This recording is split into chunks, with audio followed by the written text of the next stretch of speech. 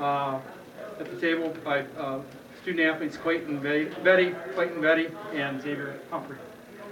Yeah, I guess a big part for me was, I think we obviously started the game off strong, and we started to give up, I believe, a little bit more, too much dribble penetration, and we knew Hobbs he's tough. I mean, he's extremely quick, and but one of the things is, we've got a good defender here, and we put Xavier on him, and we needed to make sure that we were helping out and shrinking those gaps. A big part of our game is to get the ball inside. They were partially, it seemed like either when he put the ball on the floor or help side got into that paint, and so we were a little confused on that, but thought in the second half we cleaned that up. But in the second half, it was really taking away the dribble penetration. That's our key, and just not giving them those easy shots. In that, actually I should say the second half of the second half, and that was a big key for us. And one of the other things that we write on the board all the time is to finish and give them one shot and get that rebound. So clearly we've got a day to get some improvement on that, but I thought we did a nice job. Had a couple weeks off, and I think a little rusty in a couple areas, but overall I thought we played pretty well. Open up for questions. It was 51-48 with 8.5 minutes left. They were hanging around right there, and it could happen at that point. What's going through your mind? Kid X the ball and let him shoot a three. And it's kind of funny because we pride ourselves in, there's many games where Clayton will get us 25, 28 points, and we want to make sure that we get some even scoring, some balanced scoring out there. We've got to get a minimum of 3, if not 4, in double figures or close to it. And that's a big key for us. Is you can't really focus just particularly on one. And he's a big attraction. He is, and everybody collapses. And I tell our guys, make those exchanges, get ourselves into an open spot, and be shot ready. And besides Xavier catching it and knocking it down, I've got his roommate Xavier yelling in his ear to make sure he knocks it down. So he was hot. I mean, he knocked him down when he needed to. So that's the things we practice, and we did that and executed it well tonight. Xavier Culver, you mentioned Xavier.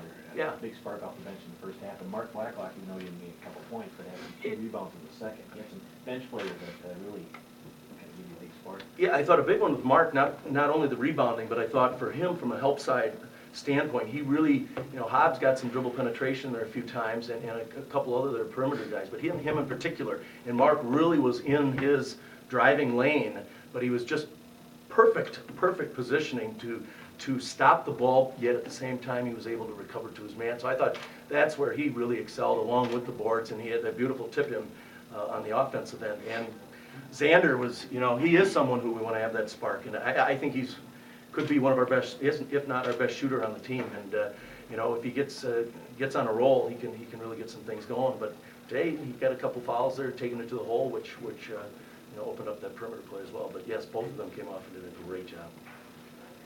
I want to mention too, and then like Caleb, he really hasn't gotten the time to get in there, so he's just getting his feet wet once again, and I think he's a big key for us. Just having that presence back there, not only with him and Clayton, and even to spell Clayton, but just having that presence and knowing you have that there, that trust in your teammate. Now you can play a little bit more aggressively on that perimeter from a one-on-one standpoint. What was your assessment first half? You're up at 4, 6, and then 10, 11, and then they kept on hanging around. What's going through your mind at that point?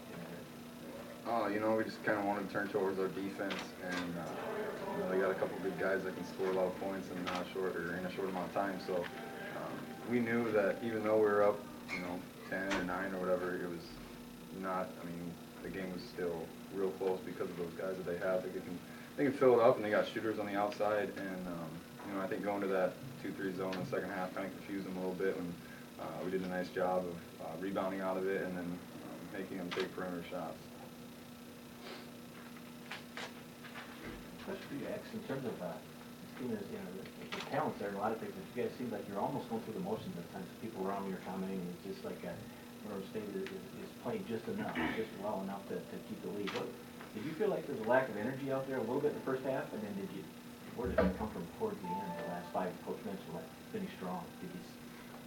I mean, I don't know if it's a lack of energy or thereof, but I mean, Coach always talks about lows in the game, and you know we got to eliminate those. And I mean, every team goes through those things, you know, where you get a lead. You know, everybody was hyped up in the beginning, and you showed, you know, we jumped out on them. But you know, it's a 40-minute ball game, so I mean, every game's gonna have their lows, but it's up to us really.